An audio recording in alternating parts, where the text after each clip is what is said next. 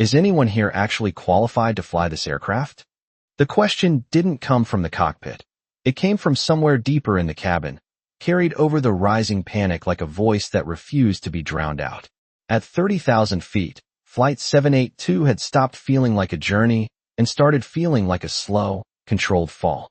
The overhead bins rattled in uneven rhythm, a hollow percussion against the strained silence between alarms. Amber warning lights flickered along the ceiling panels, pulsing like a heartbeat that had lost its timing. Oxygen masks had deployed minutes earlier, dangling in front of wide eyes and trembling hands, the thin hiss of air filling the spaces where calm used to live. In the cockpit, First Officer Ethan Cole gripped the yoke harder than he realized, his knuckles pale, his breathing shallow and uneven inside the headset. The captain sat slumped beside him, motionless, a presence that had suddenly become absence. Every checklist Ethan had memorized, every simulation he had passed, felt distant now, like something studied in a quiet room, not something meant to survive this kind of noise, this kind of pressure. The instruments were talking all at once. Altitude fluctuations, airspeed inconsistencies, a warning tone that refused to stop.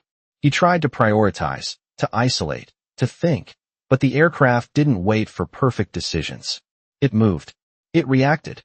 It demanded.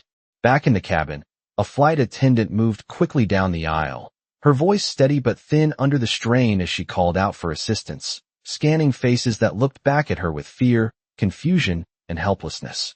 Business class sat in a strange, suspended tension. People who were used to control, now realizing how little they had. And then, from seat 2A, a man slowly unbuckled his belt. Daniel Mercer didn't rush. He didn't look around for approval. He simply stood, one hand brushing lightly against the seat in front of him as the aircraft shuddered again, his balance adjusting instinctively, almost imperceptibly. He wore a worn brown jacket that had seen better decades, the fabric creased and softened by time. His hair was white, cut short, his posture slightly stooped, but his eyes were clear. Not wide, not afraid, just focused. He stepped into the aisle as another sharp tone echoed through the cabin, and for a brief moment, the chaos seemed to bend around him rather than push against him. "I can help," he said, his voice low, steady, almost too calm for the situation unfolding. The flight attendant hesitated, not out of doubt, but because nothing about him matched what help was supposed to look like. Behind her, another jolt ran through the aircraft, subtle but wrong, the kind of movement you didn't need training to know wasn't normal. She nodded once, quickly, and turned toward the cockpit. The door opened just enough for tension to spill out. Inside, Ethan Cole barely looked up as she spoke, his attention locked on the instruments that refused to agree with each other. "Sir, there's someone who says he can assist." Ethan's jaw tightened. Of course there was. There was always someone. A passenger with a story. A former something. A confident voice at the worst possible time. He didn't need help. He needed silence. He needed the plane to respond. "Not now," he snapped, sharper than he intended, eyes still forward. "I've got it." But behind the attendant, Daniel Mercer was already moving, one step closer to the threshold, his gaze shifting briefly to the instrument panel, then to Ethan, not challenging, not pleading, just assessing. And for the first time since the alarms began, something in the cockpit shifted, not in the systems, not in the data, but in the air itself, as if a different kind of gravity had just entered the room. The cockpit door closed behind him with a muted, heavy click that seemed to seal off the chaos of the cabin. But inside, the pressure was worse, tighter, more focused, like every second was being measured against something unseen. Ethan Cole did not turn right away. His eyes stayed locked on the primary flight display, watching numbers drift in ways they were not supposed to, chasing stability that kept slipping just out of reach. "Sir, I need you to return to your seat," he said.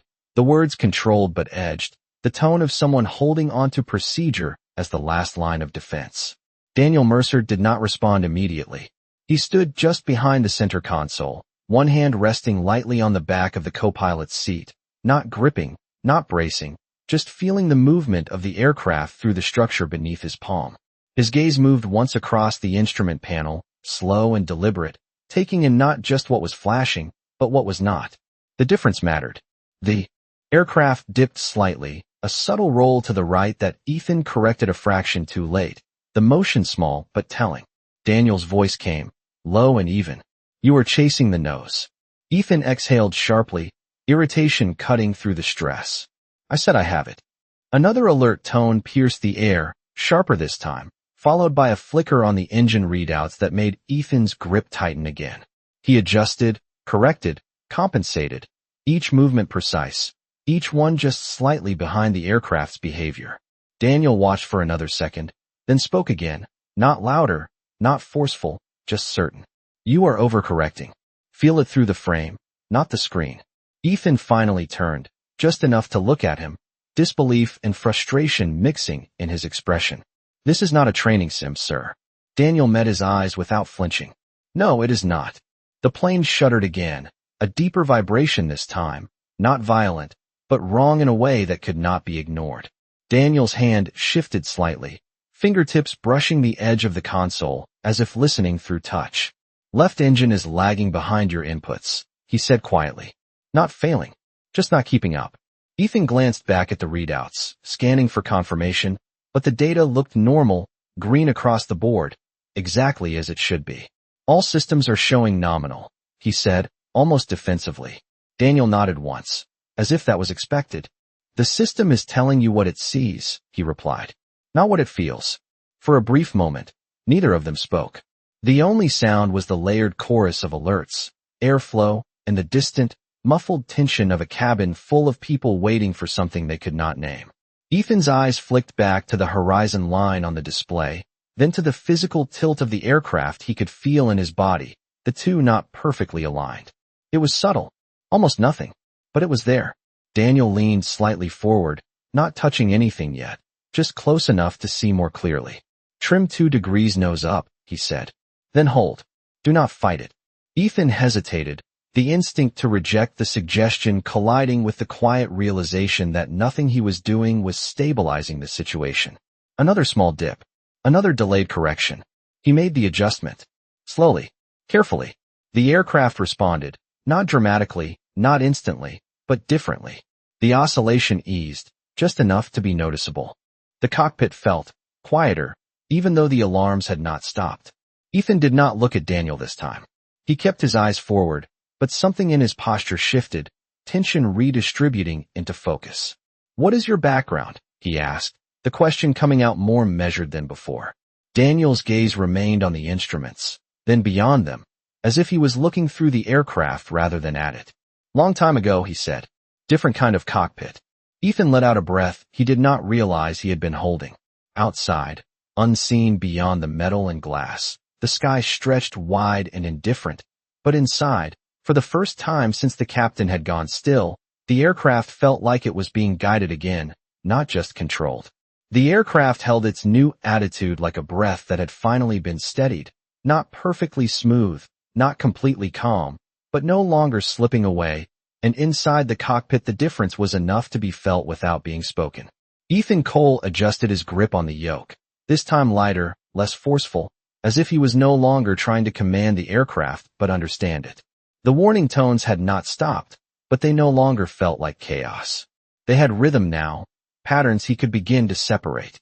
Daniel Mercer stood beside him, unmoving except for the slight shift of his head as he listened, not just to the instruments, but to the air moving through the fuselage, to the subtle vibration underfoot that most people would never notice. Do you hear that? Daniel asked quietly. Ethan frowned, eyes scanning the panels again. Hear what? Daniel did not point. He did not need to. The delay between your input and the response, he said. It is small, but it is there. Ethan tested it, just a fraction of movement, watching the horizon line, feeling the aircraft through the seat. For a second, nothing. Then, a delayed correction. Subtle, almost dismissible, but once noticed, impossible to ignore. That should not be happening, Ethan muttered. Daniel gave a slight nod. No, it should not. Another alert chimed, different this time, tied to navigation. Ethan's eyes shifted to the display, and his stomach tightened. Their projected path was drifting, slowly but steadily, off the assigned corridor. He reached for the controls again, instinct pushing him to correct immediately, but Daniel's voice came first. Do not chase it, he said. You will make it worse. Ethan paused, hand hovering. Every instinct told him to act. Every hour of training told him deviation had to be corrected. "We are off course," he said, tension rising again. Daniel's gaze moved briefly to the navigation display, then back to the horizon line. "You are not off course," he replied. "You are being pushed." Ethan blinked, confusion cutting through the stress. "By what?" Daniel tilted his head slightly, listening again, feeling again. "Crosswind at altitude," he said. "Layered, not uniform." Ethan's brow tightened. The system had not flagged any significant wind shear. The data said conditions were stable, but the aircraft felt different, like it was moving through something uneven, something shifting. Daniel leaned slightly closer to the side window, his eyes tracking something invisible beyond the glass. "There are 3 currents," he said calmly. "One above, one below, one cutting across from the west. You are compensating for one. The aircraft is moving through all 3. Ethan stared at the display, then back outside, then at Daniel. The system would show that. Daniel shook his head once. "The system averages," he said. "The sky does not." Another small drift. Another delayed response. Ethan exhaled slowly, forcing himself to stop reacting and start observing. "What do you want me to do?" he asked, the edge gone from his voice now, replaced by something quieter, something closer to trust. Daniel did not answer immediately. He watched the horizon, the slight tremor in the wing, the way the aircraft settled after each correction. Then he spoke. "Hold your current attitude," he said. "Do not correct the drift yet." Ethan hesitated, then nodded once, committing. The aircraft continued forward, the deviation still there, the alarms still present, but the motion felt more stable, less forced. Daniel's eyes narrowed slightly, focusing on something only he seemed to see. "Now," he said softly, "adjust 1 degree right." Slowly. Ethan did as instructed, careful, controlled. The response came, not delayed this time, but smoother, more aligned. The drift began to reduce, not sharply, but steadily, like a line being brought back into place rather than snapped into it. The cockpit grew quieter again, not because the systems had changed, but because the struggle had eased. Ethan swallowed, the realization settling in deeper now. This was not luck. This was not guesswork. He glanced at Daniel, really, looking at him for the first time, at the calm, the precision, the absence of hesitation. "You have done this before," he said, not as a question. Daniel's expression did not change. His eyes remained on the sky ahead. "A long time ago," he said, and for a brief moment, as another faint vibration passed through the aircraft, something in the sound of the airflow, something in the cadence of the warning tone, seemed to pull at him, like a memory waiting just beneath the surface, not fully there yet, but close enough to be felt. The aircraft settled into a fragile balance, not fully stable, but no longer slipping into chaos. And for the first time since the alarms began, the cockpit felt like a place where decisions could breathe instead of collide. Ethan Cole adjusted his posture, shoulders lowering slightly as his grip eased, his movements now measured rather than reactive. He was no longer fighting the aircraft. He was listening to it. Beside him, Daniel Mercer remained still, his presence quiet but undeniable, like a fixed point in a system that had been spinning out of control. Another tone sounded, softer but more insistent, tied to navigation and airspace proximity, and Ethan's eyes moved immediately to the display. A new warning line had appeared, one that carried a different kind of weight. They were approaching restricted airspace, the edge of a military-controlled corridor that commercial flights were never meant to cross. Ethan's pulse tightened again. "We are drifting into controlled airspace," he said, voice low but sharp with urgency. His hand moved toward the radio panel, fingers hovering as he prepared to make the call, to explain, to request clearance that might not come in time. Daniel's gaze shifted, not to the panel, but forward, through the glass, as if the sky itself had changed character. "You are already inside their attention," he said quietly. Ethan frowned. "What does that mean?" Daniel did not answer directly. He tilted his head slightly, listening again, but this time not to the aircraft. The radio crackled faintly, a layer of static threading through the existing channel, subtle but distinct. Ethan adjusted the frequency, trying to stabilize the connection with civilian air traffic control, but the signal wavered, distorted, as if something else was pushing into the same space. Then it came, sharp and unmistakable. A voice, clipped, precise, carrying the unmistakable cadence of military communication. Unidentified aircraft, you are entering restricted airspace.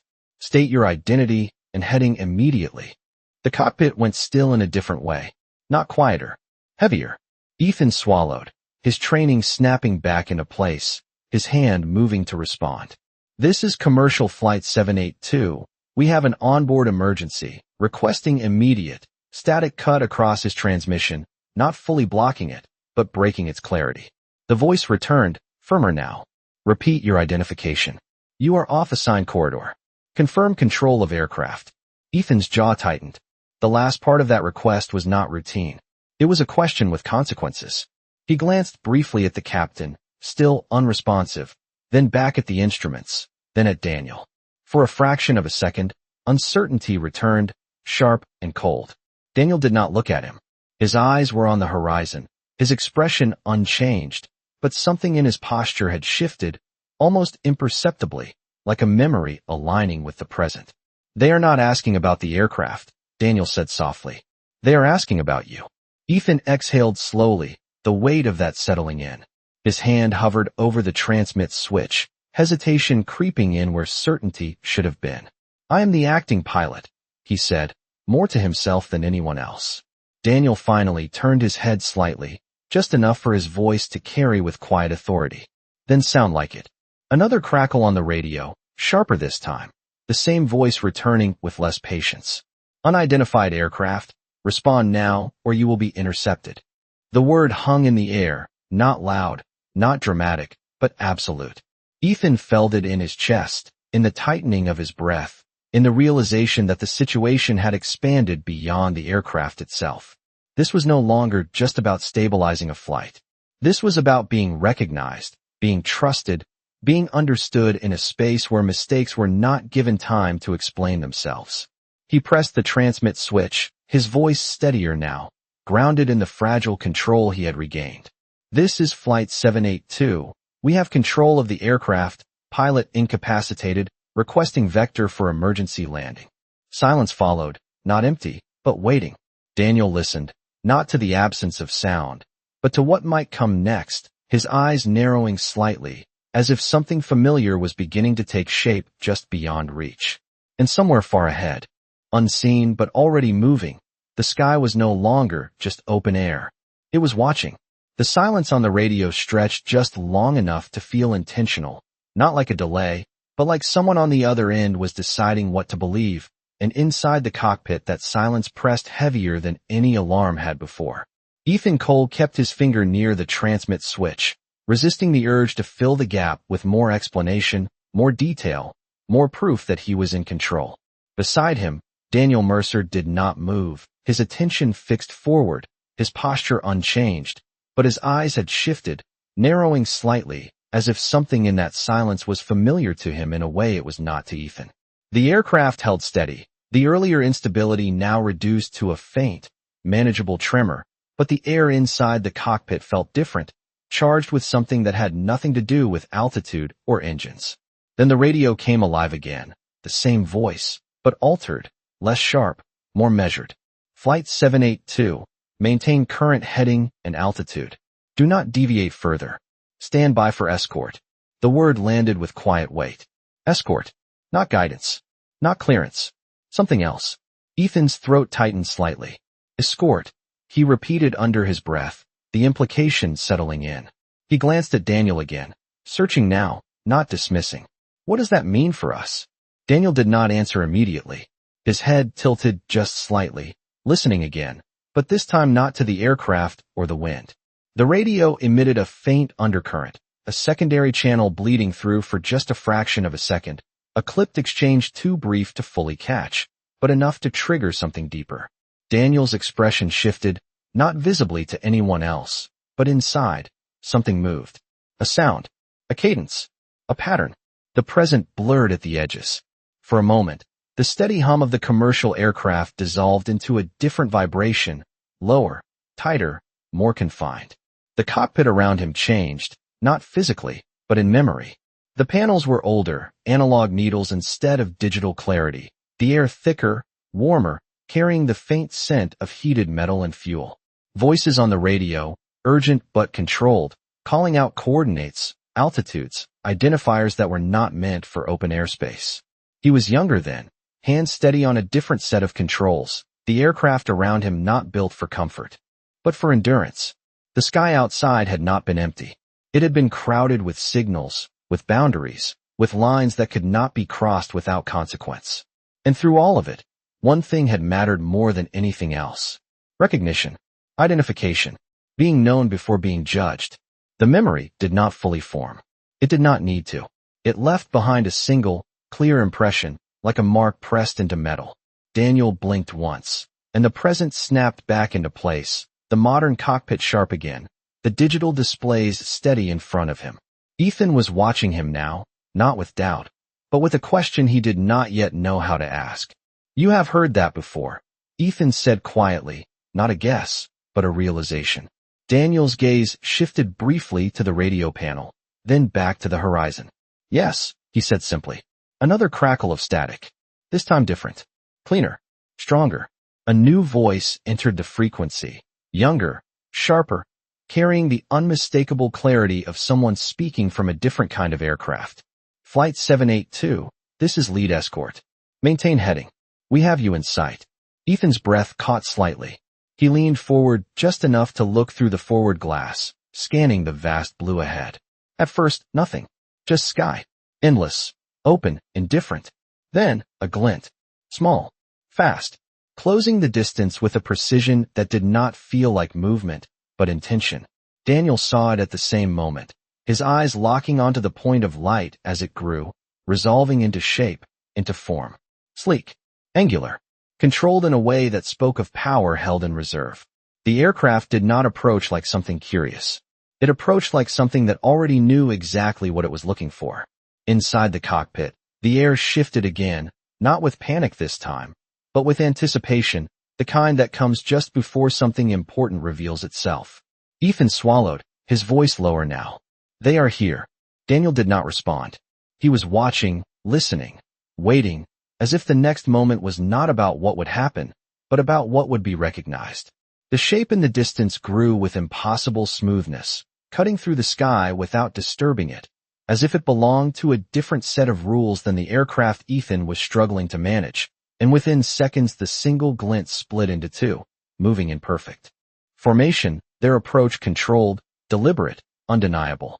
Ethan leaned forward slightly, his breath shallow, eyes narrowing as the forms sharpened into something unmistakable. Sleek lines, angled surfaces, no wasted motion. They did not drift into position. They arrived there, as if the sky itself had made room for them. "Fighters," Ethan said under his breath, the word carrying both recognition and tension. The radio crackled again, the same escort voice returning, clearer now, closer. "Flight 782, you are under escort. Maintain current heading. Do not alter speed without instruction." Ethan swallowed and nodded instinctively, even though the pilot on the other end could not see him. "Maintaining heading," he replied, voice steady but lower than before. Outside, the two aircraft adjusted with subtle precision, one sliding slightly above and to the left, the other holding a position off the right wing, their presence not aggressive, but absolute. They were not there to intimidate. They were there to control the situation if necessary. Inside the cockpit, the effect was immediate. The space felt smaller, tighter, not because of fear, but because the margin for uncertainty had just disappeared. Daniel Mercer watched them without visible reaction, his gaze steady, tracking their movement with a familiarity that did not match his age or his quiet demeanor. His eyes followed the lead aircraft as it eased into position, close enough now that its details were no longer abstract.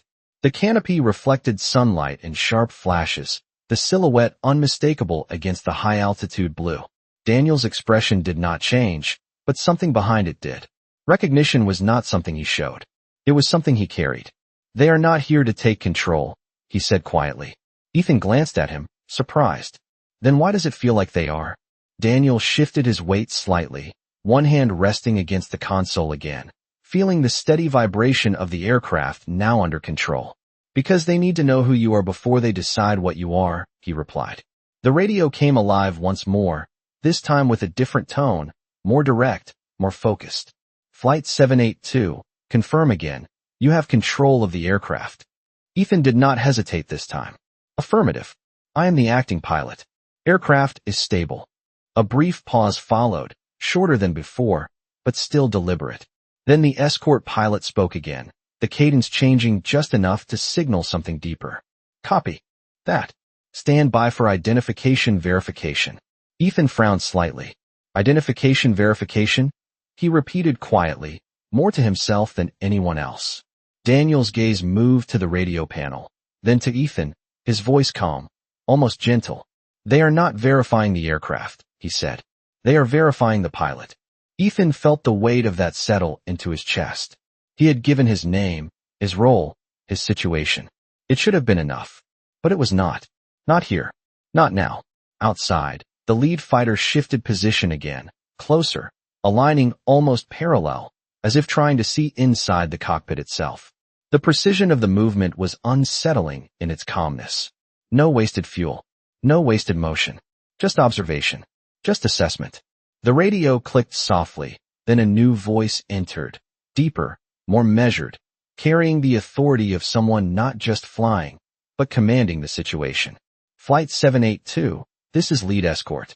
For verification, state your full name and credentials. Ethan's throat tightened slightly. This was not standard civilian procedure. This was something else. Something higher. He pressed the transmit switch. First Officer Ethan Cole, commercial airline pilot, certified and current. Silence followed again, but this time it felt sharper, more focused, like a lens narrowing. Daniel listened, not to the silence itself, but to the absence of confirmation. That was what mattered. He could feel it now, the shape of the moment forming, the same pattern from long ago, different aircraft, different sky, same question beneath it all. Who are you when it matters most? Ethan released the transmit switch slowly, his hand lingering. That should be enough, he said, but there was uncertainty in it now. Daniel did not answer right away. His eyes remained on the fighter beside them, watching the slight adjustment of its wing, the controlled proximity, the unspoken question hanging between two aircraft at 30,000 feet. And then, quietly, almost as if speaking to himself, he said, "Not here." The silence that followed Ethan's response did not feel like hesitation anymore. It felt like evaluation, precise and controlled, like every word he had just spoken was being weighed against something far beyond standard procedure, and the absence of immediate confirmation made the air inside the cockpit tighten again in a way that had nothing to do with altitude or pressure. Ethan kept his eyes forward, but his focus had shifted, no longer just on the instruments, no longer just on the aircraft, but on the invisible line they had crossed, a boundary where skill alone was no longer enough. Beside him, Daniel Mercer remained still, his presence unchanged, but his attention had sharpened, as if the moment they were approaching had finally arrived. The lead fighter outside adjusted its position again, closer now, aligning just off the left side of the cockpit, close enough that Ethan could see the pilot's helmeted silhouette through the canopy, a figure watching, not aggressively, but with unmistakable intent. The radio clicked once, a soft mechanical sound that carried more weight than any alarm had earlier. Then the voice returned, deeper this time, stripped of any unnecessary tone. Flight 782, your credentials are not sufficient for this airspace. You are required to provide additional identification. Ethan felt the words settle in his chest, heavy and immediate. Additional identification. He had nothing else to give. No code. No clearance. No authority beyond what he had already stated. His training had prepared him for system failures, for weather deviations, for mechanical anomalies, but not for this. Not for a moment where the question was no longer how well he could fly, but who he was allowed to be. He pressed the transmit switch again, his voice steady, but the edge of uncertainty now impossible to hide. We are a civilian aircraft with an onboard emergency. I am the acting pilot. That is all I can provide. The response came faster this time, but it did not soften. Copy. Stand by. The channel went quiet again, but this time the silence was not empty. It was closing in. Ethan exhaled slowly, his grip tightening just slightly as he felt the weight of the situation pressing down. What else do they want? He asked, his voice lower now, not frustrated, not defensive, but searching. Daniel did not answer immediately. His eyes were fixed on the lead fighter, tracking its exact position, the angle of its wing, the subtle shift in its alignment. He had seen this before. Not this aircraft, not this sky, but this moment, this question, the demand for something that could not be written on a checklist. His hand moved slowly, almost absent-mindedly, toward the radio panel, stopping just short of touching it, as if he could feel the frequency through the air itself. They are waiting for something they recognize, he said quietly. Ethan glanced at him, confusion mixing with a growing sense of realization. Recognize what? Daniel's gaze did not move. Authority, he said. Outside, the second fighter adjusted position, sliding slightly behind and above, tightening the formation, not threatening, but unmistakably in control of the space around them. The message was clear without being spoken. You are not alone in this sky anymore. Ethan swallowed, the weight of that settling deeper. I do not have that kind of authority, he said, almost under his breath. Daniel's expression did not change, but his eyes shifted slightly, just enough to look at Ethan without turning his head. No, he said softly. You do not. The radio clicked again, sharper this time, and the lead escort's voice returned, carrying a tone that left no room for interpretation. Flight 782, failure to verify will result in escalation. This is your final request. Identify yourself. The words hung in the cockpit, heavy, absolute, leaving no space for delay, no room for uncertainty. Ethan's hand hovered over the transmit switch again, but this time he did not press it. He did not know what to say. For the first time since the aircraft had stabilized, he felt completely out of his depth, not as a pilot, but as a presence in a system he did not control. Beside him, Daniel Mercer finally moved. Slowly, deliberately. His hand reached forward and rested lightly on the edge of the console, fingers steady, his posture unchanged, but the air around him shifting in a way that was impossible to explain and impossible to ignore. He looked at the radio panel, then at the fighter just beyond the glass, then back at the horizon. And when he spoke, his voice was as calm as it had been from the beginning. But now it carried something else beneath it, something older, something that did not need to be proven. Tell them to hold the channel, he said. Ethan turned to him, hesitation and instinct colliding for just a fraction of a second, then nodded, pressing the transmit switch with a steadiness that had returned in a different form. Lead escort, hold channel, he said, his voice clear. For a brief moment, nothing happened. Then the response came, immediate, precise. Channel held. The cockpit fell into a different kind of silence now, not uncertain, not tense, but expectant. Daniel Mercer reached forward and took the radio, not quickly, not dramatically, just as if it had always been his to take. The fighter outside held its position. The sky held its breath. And for the first time since the aircraft had entered this airspace, the question was no longer who was in control of the plane.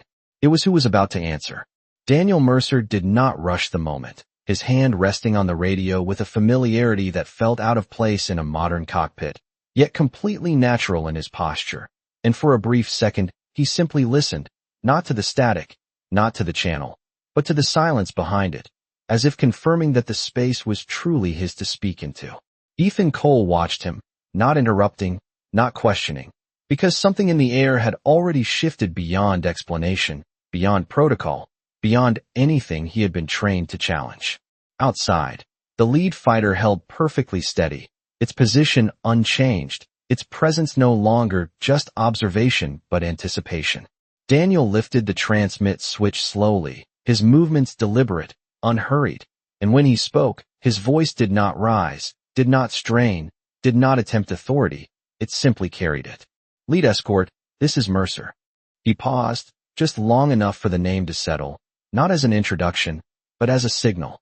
Then, with the same calm weight, he added, call sign. Ghost lantern. The words did not echo. They did not linger. They landed. And for the first time since the fighters had arrived, the radio did not answer immediately. The silence that followed was different from before, not evaluative, not uncertain, but stunned, as if something on the other end had just been confirmed that was not expected to exist in this moment.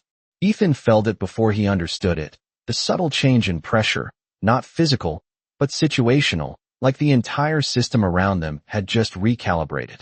Outside, The lead fighter made a movement so small it could have been missed, a slight dip of the nose, a correction that was not about flight, but acknowledgement. The second aircraft adjusted in response, tightening formation in perfect symmetry. The radio clicked, and when the voice returned, it was not the same voice. It was the same pilot, but the tone had changed completely, stripped of challenge, stripped of distance, replaced with something unmistakable. Respect. Ghost Lantern, say again. Daniel did not look at Ethan. He did not look at the instruments. His eyes remained on the horizon, steady, unchanged. Ghost Lantern. He repeated, the words identical, no emphasis, no explanation, because none was needed. Another pause, shorter this time, but heavier. Then a second voice broke through the channel, older, sharper, carrying the weight of command from somewhere far beyond the sky around them. Lead escort, confirm identification. The fighter pilot responded immediately, his voice precise, controlled, but now carrying something beneath it. Confirmed. Ghost Lantern is present. The response on the other end came without hesitation. Understood. And just like that, the entire tone of the airspace shifted. The lead escort spoke again, but now there was no demand, no verification, no edge. Flight 782, you are cleared. Maintain current heading. You are under full escort and priority routing. Ethan blinked, the words taking a second to register, not because they were unclear, but because they were absolute. Priority routing. Full escort. No conditions. No further questions. He looked at Daniel, really looked at him, the pieces finally aligning into something he could not fully grasp but could no longer ignore. What did you just say? He asked quietly. Daniel released the transmit switch, his hand returning to rest lightly against the console, his posture unchanged, as if nothing significant had happened. Just a name, he said. Outside, the fighters adjusted again, not closer, not tighter, but aligned, their formation now protective rather than investigative, guiding rather than watching. The sky ahead no longer felt uncertain. It felt cleared. And inside the cockpit, the question that had hung over everything since the alarms began had been answered, not with explanation, not with proof, but with recognition that required neither. The runway lights stretched out ahead like a quiet promise, long rows of white and amber cutting through the early evening haze, steady and unwavering.